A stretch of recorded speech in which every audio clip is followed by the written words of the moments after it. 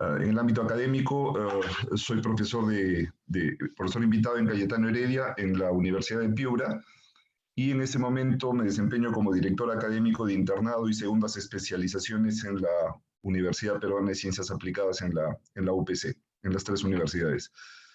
Y desarrollo mi práctica nefrológica en la clínica internacional. Entonces, vamos a empezar con el tema que me fue encomendado revisar hoy, que son los mecanismos de concentración y dilución de la orina en el contexto del balance de agua. Quiero empezar poniendo en contexto de la importancia del balance de agua para los seres vivos y para el hombre en particular. Nuestro planeta tiene 4.600 millones de años de formado y en realidad en esa escala de tiempo bastante pronto apareció la vida, hace unos 3.500 millones de años. Y después de la evolución de seres en el mar unicelulares, el desarrollo de seres vivos pluricelulares y que después se aventuraron a salir del mar hacia la superficie, hacia solamente, entre comillas, unos 450 millones de años, obligó a que tengamos un medio interno formado básicamente por agua. Nosotros todos sabemos, más o menos 2/3 partes de nuestro peso total es agua. ¿Por qué? Porque los procesos biológicos donde viven nuestras células no saben vivir en un medio que no sea agua salada. Somos seres vivos originarios del mar, del océano, y seguimos viviendo en agua salada. Nuestra especie, el Homo sapiens, salió hace unos 150.000 años desde el África, en un movimiento de expansión para ocupar todos los continentes en el planeta, encontrando diversos climas y diversas... la disposición de agua es totalmente diversa en todos los escenarios geográficos en los que tuvimos que movernos en esta expansión. Y para poder adaptarnos a realidades con, por ejemplo, mucha escasez de agua, el proceso de concentración de la orina fue absolutamente esencial. Seguramente todos o casi todos ustedes conocen al doctor Homer Smith, el padre de la nefrología mundial. Tiene un libro que todo nefrólogo debe leer en algún momento de su vida y en su formación, que se llama Desde el pez hasta el filósofo, que es un libro de biología comparada del riñón. Homer Smith en 1953 publicó Del pez al filósofo. Tiene un párrafo que a mí me gusta mucho y que tiene mucho contexto con lo que vamos a hablar hoy. Dice, tenemos el medio interno que tenemos, valga la redundancia, por el tipo de riñones que hemos desarrollado. Nuestros riñones constituyen la base principal de nuestra libertad fisiológica. Nos permitieron conquistar todo el planeta para adaptarnos a las necesidades hoy el énfasis es el agua, pero otros nutrientes también.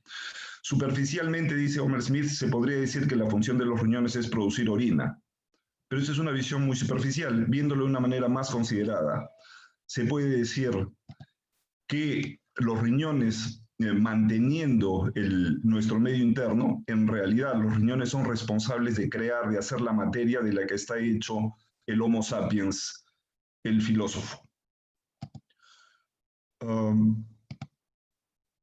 Todos conocemos bien esta lámina. 60% del peso de un varón adulto es agua, dividido en 40% de agua intracelular, 20% de agua extracelular. Y sabemos también que la expansión del extracelular, dentro del cual está el líquido plasmático y el volumen circulante efectivo, que es un concepto fundamental para el mantenimiento de la vida, la irrigación de nuestros órganos nobles, depende del volumen circulante efectivo, ¿verdad? El agua se mueve entre los espacios a través de membranas biológicas por gradiente osmolar. Las moléculas de agua tienen una velocidad más alta en los espacios donde hay menor número de partículas disueltas, o sea, donde hay menos osmolaridad, y las moléculas de agua se mueven más lentamente porque chocan más frecuente con las partículas disueltas en el espacio donde hay una mayor osmolaridad. Y entonces para todos es claro y conocemos bien que el agua se mueve de los espacios de menor osmolaridad a los espacios donde hay más osmolaridad. Entonces el control de la osmolaridad determina la distribución de agua en los espacios corporales. Y la osmolaridad no es otra cosa que el número de partículas disueltas en determinado volumen de agua. Entonces el control de la osmolaridad puede darse a través del control del numerador, y aquí en osmolaridad extracelular, el cloruro de sodio constituye el 95% de las partículas que tenemos disueltas en el agua extracelular. El 95%, entonces el control del balance de cloruro de sodio es crítico, como todos sabemos, en el control de la osmolaridad, pero el denominador es el volumen de agua.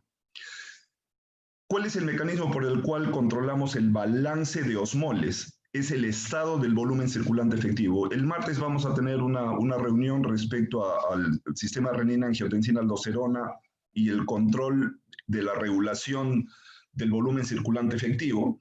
Y ahí vamos a ver que el sensor que determina el balance de sodio es el estado del volumen circulante efectivo. Entonces, ¿cuál es el valor a través del cual sensamos y controlamos la osmolaridad? El volumen de agua.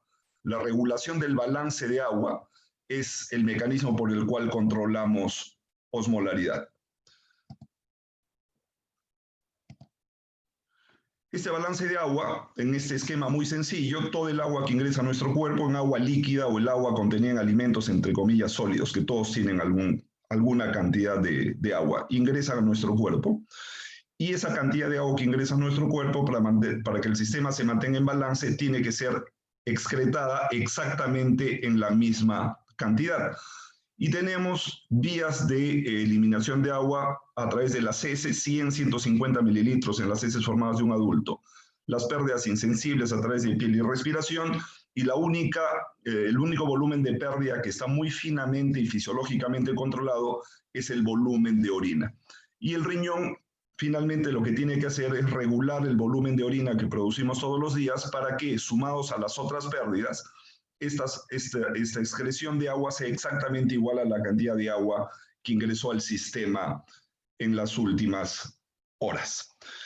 Entonces, el agua ingresa, ¿y cómo es que el sistema sensa la cantidad de agua que ha ingresado? Mediante el control de osmolaridad, a través de osmorreceptores en el hipotálamo anterior, que los vamos a ver con más detalle en los siguientes minutos.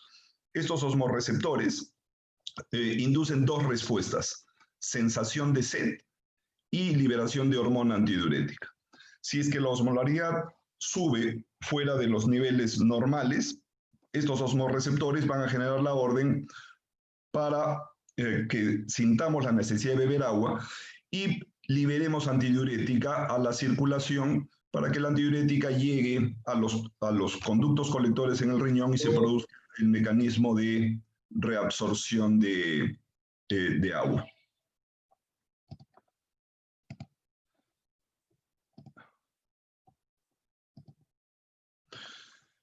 Entonces, la regulación de la osmolaridad es un asa de retroalimentación donde intervienen el hipotálamo, la neurohipófisis y los riñones, básicamente en los conductos colectores. Entonces, la osmolaridad, el estado de la osmolaridad, es sensado por osmorreceptores en el hipotálamo anterior, y estos osmorreceptores generan dos respuestas: sensación de sed y liberación de arginina vasopresina o antidiurética, como prefiramos llamar a esta hormona. Esta arginina vasopresina circula en el plasma, llega a los conductos colectores e induce el mecanismo de reabsorción de agua y por consiguiente concentración de la orina. Vamos a ver acá de manera tridimensional para ubicarnos. Este es un cerebro visto desde la parte frontal. Esta es la corteza frontal. Este es un hemisferio cerebral, el hemisferio izquierdo. ¿Sí? Y aquí tenemos el cuerno lateral del hemisferio derecho, el ventrículo lateral. y esta parte de aquí central es el tercer ventrículo, ¿sí? El tercer ventrículo está entre los núcleos del tálamo, el tálamo derecho y el tálamo izquierdo, y debajo del tálamo está el hipotálamo que está aquí en color celeste, ¿sí? Aquí tenemos el tallo de la hipófisis y la hipófisis. Este hipotálamo, en el hipotálamo están los sensores osmolares, los osmoreceptores, en la cara ventral anterior del tercer ventrículo. Si lo vemos un poquito más lateral, lo vamos a ver ahí mejor. Aquí está, este es el tálamo izquierdo, el tálamo derecho. El hipotálamo está aquí marcado de color celeste. Y este es el tercer ventrículo, ¿sí? Aquí en el hipotálamo, entonces, una vez que nos hemos ubicado un poquito aquí, ahora aquí tenemos esta imagen más bien mirando hacia el lado izquierdo de la pantalla. ¿Sí? Esta es la parte anterior, la parte posterior con el cerebelo, por supuesto. Este es el tercer ventrículo que habíamos visto. Y aquí tenemos la parte anteroventral del tercer ventrículo, esta zona de color amarillo. Esta zona se llama la cresta supraóptica o el órgano vascular de la lámina terminal. Tiene una particular característica. No está limitada por barrera hematoencefálica. Estas neuronas no tienen barrera hematoencefálica y están en contacto directo con el plasma, y eso les da una característica central, que es que les permite estar en contacto con la osmolaridad plasmática. Estos son los osmorreceptores. Estos osmorreceptores, estas neuronas osmorreceptoras, le van a mandar información a tres núcleos principalmente: al núcleo supraóptico y al núcleo paraventricular, para dar la orden de producir vasopresina, hormona antidiurética, y dan la orden también al núcleo preóptico mediano, que está de color naranja, que es donde generamos la sensación de sed. Entonces, la sed y la liberación, la síntesis y liberación de hormona antidiurética tienen un estímulo principal central, que es la osmolaridad sensada por la cresta supraóptica en el hipotálamo anterior, en la parte anteroventral.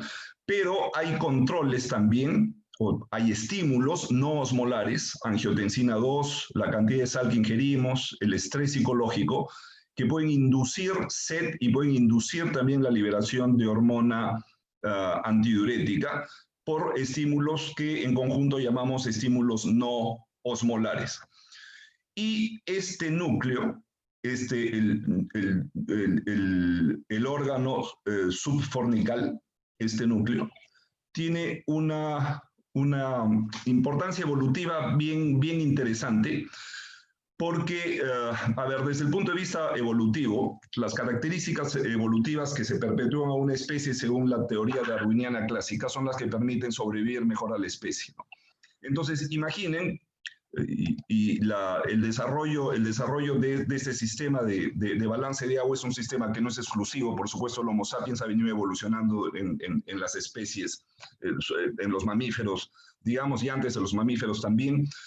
Pero imaginen una escena en un oasis, en un desierto, donde algunos, no sé, cebras encontraron agua después de haber estado varias horas buscando agua. Encuentran agua y por la sed que las obligó a buscar, y toda su atención estuvo fija en la búsqueda de esa fuente de agua.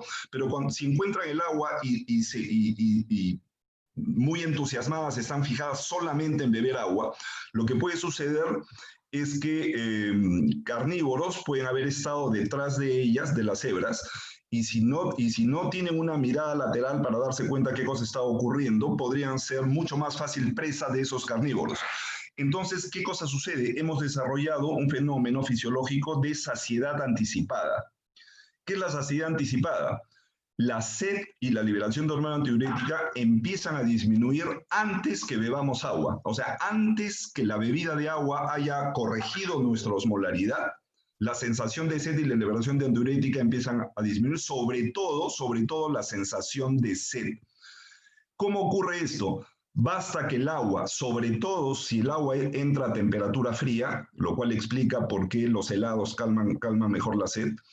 estimulan receptores en la orofaringe, en el esófago y en el estómago que envían señales hacia este núcleo y lo inhiben, empiezan a inhibir la sensación de sed, ni bien el agua ha entrado a nuestra boca. Incluso hay algunas experiencias que muestran que solamente la visión del agua empieza a menguar ya la sensación de sed. ¿Cuál es la ventaja evolutiva de esto?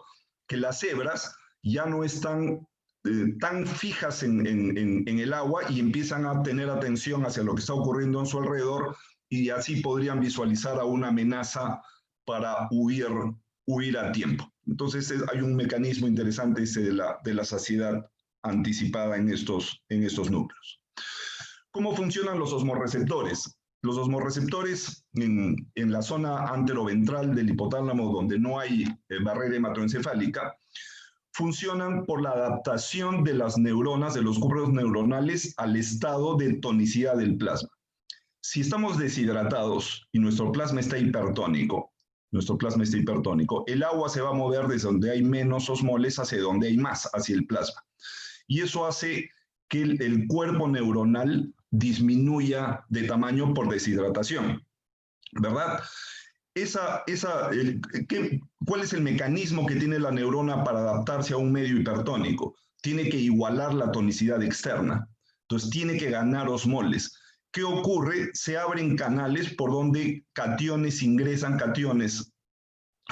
cargas positivas ingresan a la célula. Y aquí ingresa sodio, pero ingresa calcio también. Hay contratransportadores de sodio con calcio que hacen que cuando la concentración de sodio en el intracelular de la neurona empieza a subir, se aperturan canales sensibles a voltaje de calcio. El calcio ingresa y el calcio como segundo mensajero intracelular es muy importante porque dispara muchos mecanismos y ustedes vean aquí el número de disparos de despolarización de la neurona. Cuando este mecanismo ocurre, empieza a haber disparos muy frecuentes.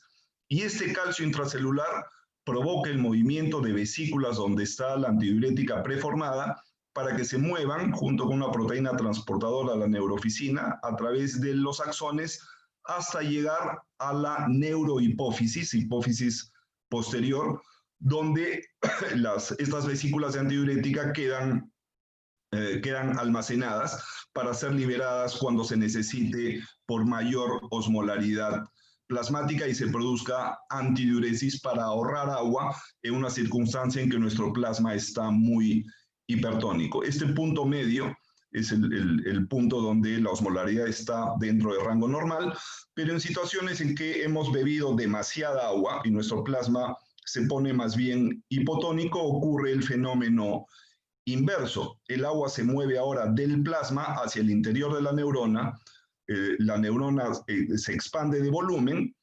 y más bien aquí la neurona se hiperpolariza, se vuelve de menos 60 milivoltios, se vuelve más negativa porque los cationes más bien son expulsados, la cantidad de calcio que hay dentro de la neurona disminuye y los potenciales de acción disminuyen también, con lo cual se inhibe la liberación de vasopresina. Ese es el modo como los osmorreceptores sensan los cambios de osmolaridad y el modo como generan la liberación de vasopresina hacia la hipófisis posterior.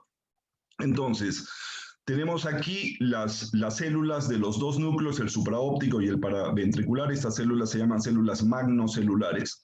Y acá tenemos los osmorreceptores que acabamos de revisar cuál es el mecanismo por el cual sensan el cambio osmolar y envían la señal para que la hormona llegue para activar a las células magnocelulares y la vasopresina con la neurofisina se muevan a través del axón en el tallo de la hipófisis para llegar hasta la neurohipófisis y con el influjo de calcio estas vesículas sean liberadas al torrente sanguíneo. Pero dijimos, tenemos estímulos no osmolares también. Hay estímulos provenientes de vasoreceptores a través de nervios simpáticos que traen la sensación de presión que hay en el arco aórtico y en los cuerpos carotídeos. y cuando hay una contracción de volumen, estos vasoreceptores también envían señales que estimulan la liberación de hormona antidiurética vasopresina. Y tenemos otras neuronas adrenérgicas sensibles al dolor, al temor, a la ansiedad, a la insuficiencia suprarrenal, pacientes con insuficiencia cardíaca, hipoxia, reacciones de alarma, que también provocan liberación de norepinefrina, y estos receptores de norepinefrina en las células magnocelulares también estimulan la liberación de hormona antidiurética. La hormona antidiurética o arginina vasopresina, en realidad en los textos, en la literatura se prefiere mucho arginina vasopresina sobre antidiurética, porque arginina vasopresina tiene una cantidad de funciones que exceden solamente la de antidiuresis. Y eso depende del órgano donde actúen la hormona y cuáles son los receptores que estimula. Entonces, los receptores de antidiurética, todos conocemos, son los receptores V2 que están sobre todo en los conductos colectores, pero hay también receptores V2 en el endotelio que causan liberación de óxido nítrico y tienen un efecto vasodilatador. Los receptores V1 son de dos grupos, los V1A y los V1B. Los V1A están aquí en rojo, son vasoconstrictores, producen vasoconstricción en la vasculatura renal, producen a nivel hepático, producen gluconeogénesis y glucogenólisis. En los B1B en el páncreas regulan la liberación de insulina y de glucagón. Los B1A a nivel vascular producen vasoconstricción de la musculatura lisa en la capa media de las arteriolas, de ahí el nombre vasopresina, por el efecto vasopresor y elevador de la presión arterial que tiene la hormona, y por eso de ahí deriva el uso que tiene la hormona para el tratamiento de pacientes en shock. Y hay receptores B1A también en las plaquetas, y la hormona es capaz de activar la agregación plaquetaria, y por eso el uso de derivados de arginina vasopresina en pacientes que tienen disfunción plaquetaria. A veces se está mencionado en la literatura el uso para detener sangrado, por ejemplo, en pacientes con uremia que tienen disfunción plaquetaria. Eso se puede revertir o se puede ayudar a revertir con el uso de la arginina vasopresina o sus análogos. Y otro tema bien importante es que en el cerebro hay receptores para vasopresina tipo B1A y B1B. Eso excede el tema de revisión de hoy, pero yo, si están interesados, los invito a revisar. Es un tema bien interesante, porque fíjense que oxitocina y vasopresina, la oxitocina está producida también en el núcleo supraóptico y paraventricular. Son dos hormonas que en su constitución química son muy parecidas, solamente tienen dos aminoácidos de diferencia. Aquí en la oxitocina está leucina, es más bien arginina en vasopresina, y esta isoleucina es fenilalanina en vasopresina. El resto es exactamente igual. Comparten muchas funciones en común.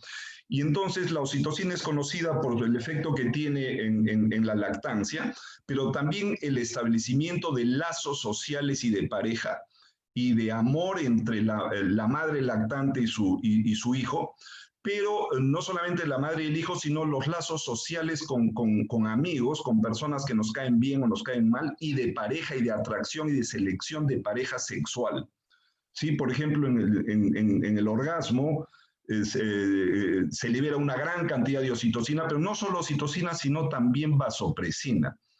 Entonces, hay estudios y publicaciones muy extensas y muy importantes respecto a la relación que hay, por ejemplo, un poco de anécdota para hacer algo que sale un poco del tema, pero que es interesante, sobre la conducta monógama o polígama de las personas o de las especies en relación a los niveles de oxitocina y de vasopresina que liberan sus núcleos cerebrales. Mientras haya niveles más altos de oxitocina o vasopresina, mayor es la unión a una pareja monógama, por ejemplo. Con lo cual, un poco gracioso, yo andaba pensando entonces esta recomendación general de tomen bastante agua, tal vez induzca más bien a conductas polígamas, pero no sé, solamente un comentario anecdótico. Pero oxitocina, vasopresina, además de estas conductas sociales que tienen una importancia muy grande, están relacionados con autismo.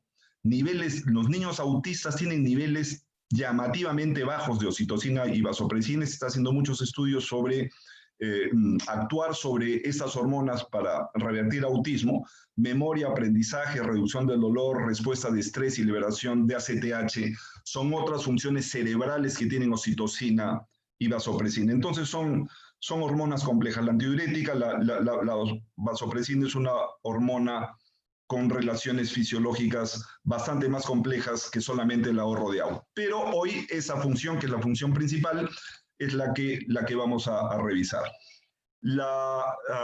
Como todos sabemos, la hormona antidiurética lo que hace es, sobre todo en los conductos colectores, es transformar un epitelio que es impermeable al agua de manera basal en permeable, induciendo la inserción de acuoporinas de tipo 2, estas de color azul, en el borde luminal de las células principales del conducto colector. Sí, esa es su acción principal. Pero recordemos que acuoporinas, canales para agua hay de distinto tipo. En realidad la distribución es bastante más compleja que esta lámina, pero tenemos acuoporina tipo 1 en el lado luminal y en el lado vasolateral, en las células del túbulo contorneado proximal.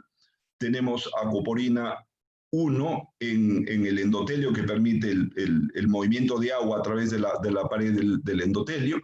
Tenemos acuoporina tipo 3 y acuoporina tipo 4.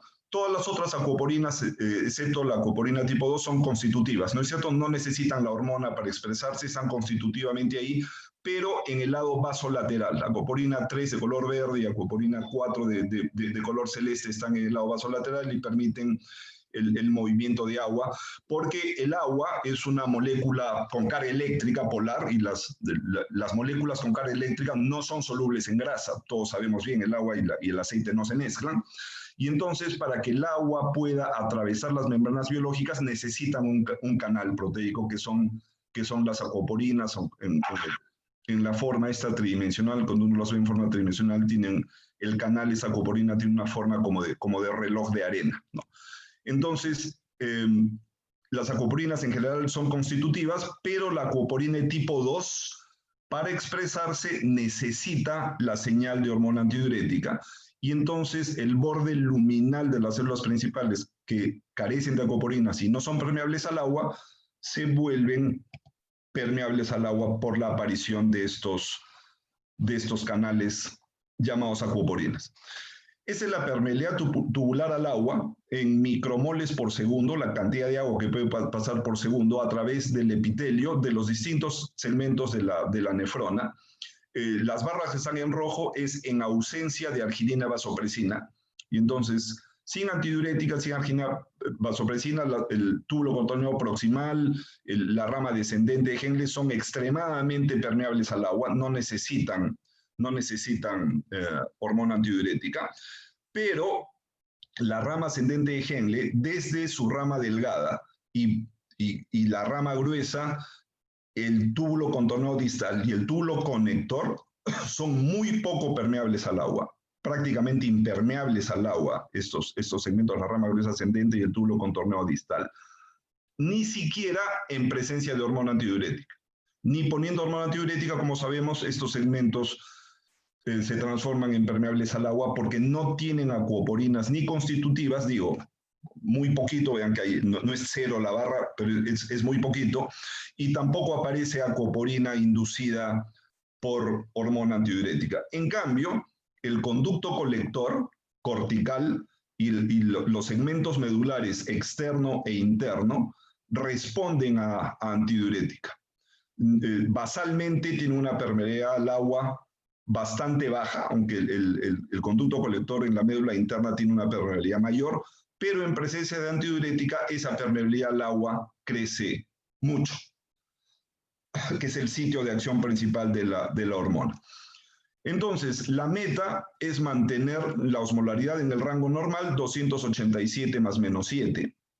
Si es que nos deshidratamos y la osmolaridad plasmática sube, necesitamos ahorrar agua, y entonces se libera hormona antidiurética por los osmorreceptores que ya vimos, más osmolaridad plasmática, mayor cantidad de antidiurética circulando en el plasma, Y cuando la osmolaridad, cuando el ahorro de agua por el riñón no es suficiente y la osmolaridad sigue subiendo, cuando la osmolaridad está acercándose a 293, 294, 295, aparece la sensación de sed, que es lo que realmente salva la vida a una persona perdida en el desierto. Una persona perdida en el desierto después de un par de días está muy bien que no produzca orina y ahorre agua, la pérdida de agua por la orina, pero eso no le va a salvar la vida. Lo que le va a salvar la vida es encontrar una fuente de agua, y por eso la sensación de sed hace que se focalice totalmente en la búsqueda del agua. Y al revés, cuando la osmolaridad plasmática baja, todos sabemos, los niveles de antidiurética más bien se inhiben.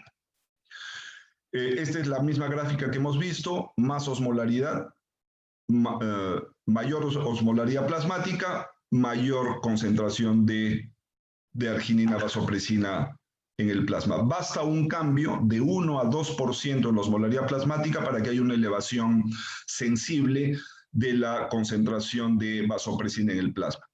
El otro estímulo, el segundo estímulo importante, es la caída de la presión arterial o la contracción del volumen circulante. Pero fíjense que para tener niveles parecidos de liberación de hormona antidiurética, que aquí me bastaba tener un cambio en osmolar de 1 o 2%, para este cambio equivalente yo necesito 10% de cambio de presión arterial o de volumen. ¿Sí? Entonces, la liberación de antidiurética es mucho más sensible a cambios de osmolaridad que a cambios de presión arterial o de volumen circulante, que es lo mismo que repite esta diapositiva.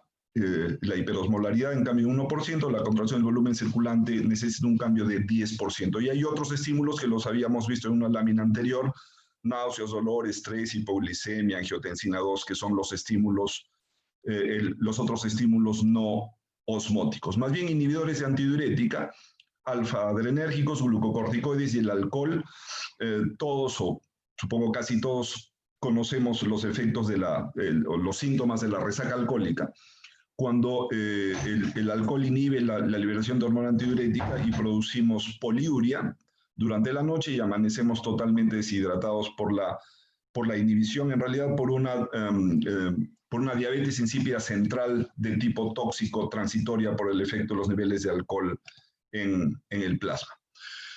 Los receptores B2 en la nefrona, los principales son los que hemos visto, o sea, su ubicación están en el conducto colector cortical y en el conducto colector medular, aquí en lo que está marcado de color azul, que induce la producción de acoporinas de tipo 2, pero no son los únicos efectos que tienen el riñón.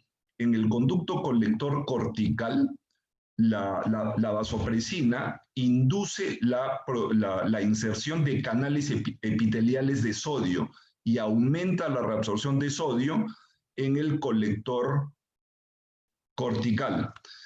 La rama gruesa ascendente de Henle tiene receptores para antidiurética también, pero por supuesto, en respuesta a la antidiurética, la rama gruesa ascendente de Henle no expresa canales de agua, porque este es un segmento casi totalmente impermeable al agua.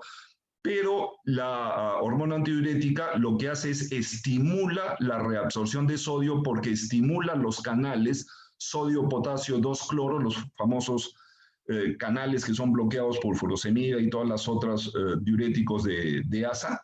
La cantidad de estos canales transportadores son inducidos por antidiurética, y en la parte más profunda del conducto colector, antidiurética induce la expresión de transportadores de urea. Los transportadores de urea de tipo A1 y de tipo A3 en el borde luminal y en el borde vasolateral de estos canales. Entonces hay 4 acciones importantes en los túbulos, y todas tienen por finalidad aumentar la reabsorción de agua y mejorar la concentración de orina. Por supuesto, fomentando la permeabilidad al agua, pero la reabsorción de urea y la reabsorción de sodio en estos otros 2 niveles contribuyen mucho también, porque esto lo que provoca es un aumento en la osmolaridad, en la tonicidad del intersticio, que es la fuerza por la cual el agua, que va a crear la gradiente osmótica por la cual el agua puede reabsorberse desde la luz del conducto colector hacia el intersticio hipertónico. El manejo renal del agua, filtramos entre 150 a 180 litros por día en los 2 millones de glomérulos que tenemos en total, ¿verdad? 2/3 partes de esa agua se reabsorben en el túbulo contorneado proximal, un 25% adicional en la rama descendente de Henle, y queda, entonces aquí tenemos, con esta suma tenemos 90% del agua, y nos queda 10% que llega al conducto colector.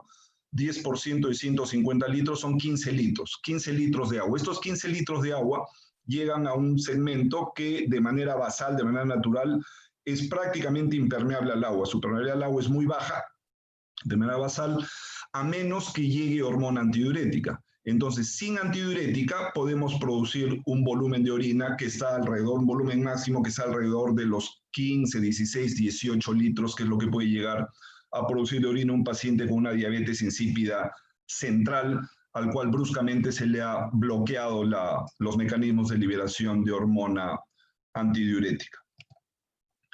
Cuando tenemos antidiurética, la antidiurética lo que hace es llega por la vía plasmática, por la vía vasolateral, se une al receptor B2 en la membrana vasolateral, y eso lo que hace es induce un segundo mensajero que es el AMP cíclico. El AMP cíclico estimula la proteína quinasa A, y las vesículas donde están esas proteínas de color azul, que son las acoporinas, se movilizan hacia el borde en cepillo, el borde luminal, y este borde que no tenía canales para agua, ahora expresa canales para agua, y si es que hay una gradiente osmolar, entonces no basta que haya canales para agua, sino que se necesita una segunda condición, que es que el intersticio sea hipertónico. Y el intersticio es hipertónico porque se ha producido acumulación de sal y de urea en ese intersticio.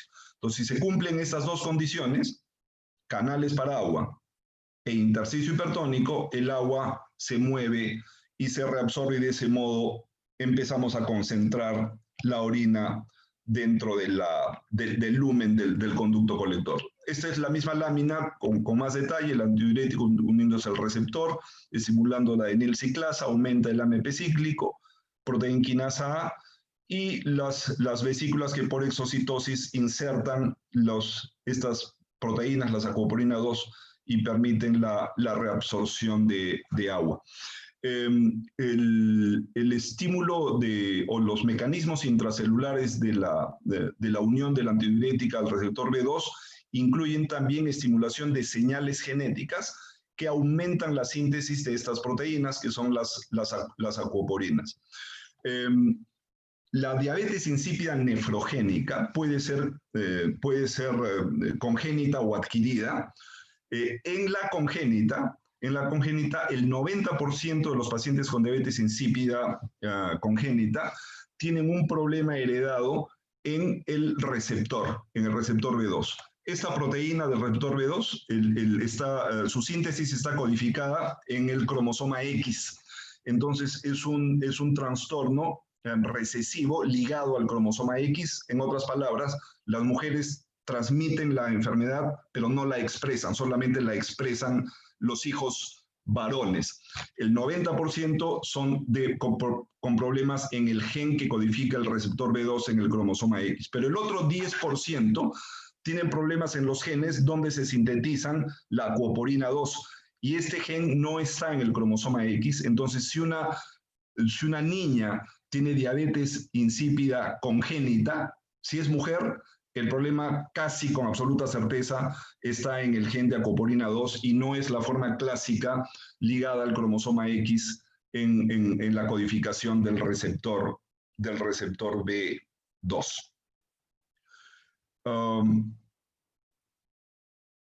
Eso es lo mismo, vamos a pasarlo entonces.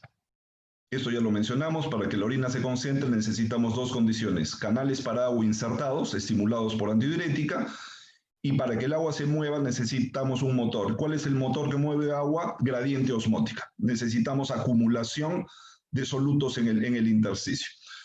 Y todos sabemos que si vamos de la corteza renal hacia la parte más profunda de la médula, el intersticio renal progresivamente se va haciendo cada vez más hipertónico. Esa esa hipertonicidad medular está dada por la acumulación de dos solutos principales, sal y urea. ¿Dónde se acumula la sal? En la rama gruesa ascendente Henle principalmente, porque se llama el efecto único. ¿Y dónde se acumula la urea? En el conducto colector medular. Ambas reabsorciones están influenciadas por hormona antidiurética. Entonces, cloruro de sodio, básicamente en la rama gruesa ascendente Henle, aquí se produce la mayor reabsorción de cloruro de sodio, y la urea en la parte medular profunda del conducto colector.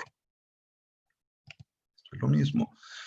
A la reabsorción de sal en la rama gruesa ascendente de Henle se le llama el efecto único, el efecto iniciador, o el nombre en la fisiología alemana clásica, que se repite todavía en los libros clásicos, que es el famoso Einzel-Effekt, que es el efecto inicial, el que inicia todo el mecanismo de hipertonicidad medular.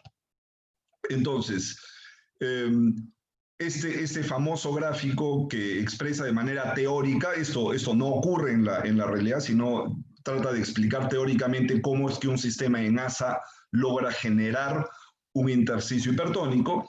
Si tuviéramos el contenido del asa de Henle descendente, llegando con una osmolaridad igual al plasma, digamos, redondeando alrededor de 300, y el intersticio del riñón también con 300, pero si esta rama ascendente tiene un mecanismo por el cual reabsorbe sal sin agua, recordemos la rama gruesa ascendente de Henle es impermeable al agua, pero tiene muchos transportadores de sodio, entonces ese segmento lo que va a provocar va a diluir la orina en formación, este es el segmento diluyente de la orina, ¿no es cierto? Le extrae solutos y los mueve hacia el intersticio.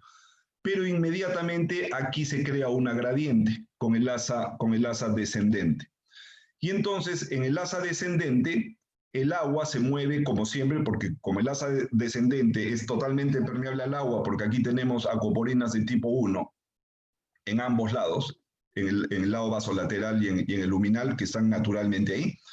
Entonces el agua se mueve desde donde hay menos osmolaridad hacia donde hay más. El agua empieza a moverse, y con lo cual el fluido que desciende por la rama descendente de Henle se hace cada vez más hipertónico por pérdida de agua. Entonces el fluido que empieza a ascender por la rama, valga la redundancia, ascendente de Henle, viene cada vez más hipertónico, pero esa rama sigue moviendo solutos, sigue moviendo sal hacia afuera, con lo cual la diluye cada vez más, el intersticio se hace cada vez más hipertónico. Y al hacerse cada vez más hipertónico, en la rama descendente cada vez se mueve más agua hacia afuera, y este proceso sigue dándose hasta que se alcanza una osmolaridad en la parte más profunda del intersticio medular de alrededor de 1200 o 1400, dependiendo de la dieta del paciente. Como esto depende de sal y urea, depende de cuánta sal y cuántas proteínas ingiera una persona en su dieta para llegar a los niveles máximos de osmolaridad que tiene cada individuo. Este es el manejo renal de la urea. Entonces la urea se reabsorbe aquí en la parte más profunda del conducto medular. Hemos visto ya inducido y estimulado también por hormona antidiurética. Sí, esta lámina la habíamos visto ya. La vasopresina, actuando sobre los receptores B2 en el conducto colector medular interno, en la parte más profunda del colector, inducen estas células a través de AMP cíclico la inserción de canales para urea, de transportadores para urea de tipo A1 en el lado apical y de tipo A3, transportadores para urea de tipo A3 en el lado vasolateral, aumentando la permeabilidad para la urea, y de ese modo generando el movimiento de urea desde la orina en formación hacia el intersticio. ¿Sí? Entonces, por ese mecanismo, el epitelio tubular genera un intersticio hipertónico, reabsorción de sodio en la rama gruesa ascendente, reabsorción de urea en el colector medular profunda, pero recordemos que la antidiurética también estimula la reabsorción de sodio en el colector cortical, ¿sí? Entonces desde aquí empieza a actuar ya la hormona antidiurética. Y también hemos visto que la antidiurética estimula la reabsorción del cloruro de sodio en la rama gruesa ascendente de Henle. ¿sí? Tenía 4 sitios de acción. Reabsorción de sal en la rama gruesa ascendente de Henle, reabsorción de sodio en el colector cortical, reabsorción de agua, que es el efecto clásico en el colector, y reabsorción de urea en el conducto medular profundo. Ese es el generador de hiperosmolaridad. Y la disposición en asa de los capilares es el mecanismo de conservación de la hiperosmolaridad. Porque si los capilares vinieran de la corteza hacia la médula, y en la médula ya estamos cerca al hilio renal, si las venas renales salieran directamente por el hilio y aquí se formara la vena renal, la vasculatura renal arrastraría solutos y no permitiría que el intersticio se mantenga hipertónico. Porque haría un barrido, porque fíjense que cuando la sangre desciende por el capilar, los solutos por gradiente de concentración se mueven y la sangre se vuelve hipertónica. Y esta sangre con una osmolaridad de 1200, con una gran carga de solutos, si esta sangre saliera hacia la vena renal, barrería todos los solutos que con gran trabajo la nefrona ha estado tratando de acumular. Y esa es la razón por la cual el capilar hace una asa y vuelve a la corteza para en el camino de su vida devolver los osmoles hacia el intersticio y de ese modo no se produzca el barrido. Entonces, el epitelio de la nefrona genera el intersticio hipertónico y la disposición en asa de los capilares conservan esta hipertonicidad. ¿Sí? Bueno, esto solo para insistir que la reabsorción de urea ocurre en la parte más profunda del conducto medular. A medida que en la sangre tenemos una concentración más alta de hormona antidiurética, la osmolaridad de la orina aumenta. Pero esta osmolaridad de la orina no sube de manera indefinida, sino que cuando llega a igualarse la osmolaridad de la orina con la del intersticio, ya no hay modo de aumentar más la osmolaridad urinaria, por eso es que la osmolaridad urinaria máxima llega a valores de 1200, 1400, o sea, hasta igualar, equiparar la osmolaridad del intersticio. La osmolaridad de la orina, en una situación de concentración máxima alrededor de 1200, digamos, o 1300, 1400, está dada 50% por urea, entre 600 y 700 miliosmoles están dados por la urea, y los otros 600 cloruro de sodio, 300 de sodio más 300 de cloro, son 600 miliosmoles más 600 de urea, 50-50%, tenemos la osmolaridad total de la orina. Son los dos osmoles principales. Vamos a... Y entonces ya para finalizar estas últimas 2 diapositivas, en situación de antidiuresis en un paciente que está deshidratado, que tiene osmolaridad elevada y que los osmoreceptores han generado la liberación de hormona antidiurética, lo que vamos a tener es la producción de una orina con alta osmolaridad, que se acerca a 1200, 1300, 1400 osmoles, volumen bajo con una osmolaridad muy alta en la orina final. En cambio, en una situación de exceso de agua, en ausencia de antidiurética o con niveles muy bajos de antidiurética, vamos a producir un volumen de orina mayor hasta que regularicemos la situación de la osmolaridad plasmática con una orina máximamente diluida. ¿Qué cosa es una orina máximamente diluida? En términos clínicos, como definición clínica, es una orina con menos de 100 miliosmoles. Se puede producir una orina entre 50 a 100 miliosmoles como orina más diluida, y ese es un concepto importante porque sirve, por ejemplo, para el diagnóstico clínico del síndrome de secreción inapropiada de hormona antidiurética, cuando decimos que es un paciente bien hidratado, normovolémico, con hiponatremia verdadera y con una osmolaridad urinaria que está por encima de 100 miliosmoles por litro. Eso era lo que quería compartir con ustedes en esta reunión. Estoy totalmente dispuesto a escuchar sus comentarios y preguntas. Muchas gracias por su atención. Gracias, Lucho. ¿Cómo estás? Buenas noches. ¿Qué tal? ¿Cómo te va? ¿Has estado en la marcha? Algo así, algo así. Muy bien. Bueno, primero, Lucho, agradecerte. Como siempre, tu presentación es sumamente claras y didácticas. Yo creo que te podemos escuchar miles de veces y siempre vamos a aprender algo más de la experiencia que tú tienes en este campo de la fisiología renal. Es que de verdad que muy buena tu presentación y muchas gracias de nuevo por apoyarnos. Y quería preguntar a los residentes presentes y a los colegas también si tenían alguna pregunta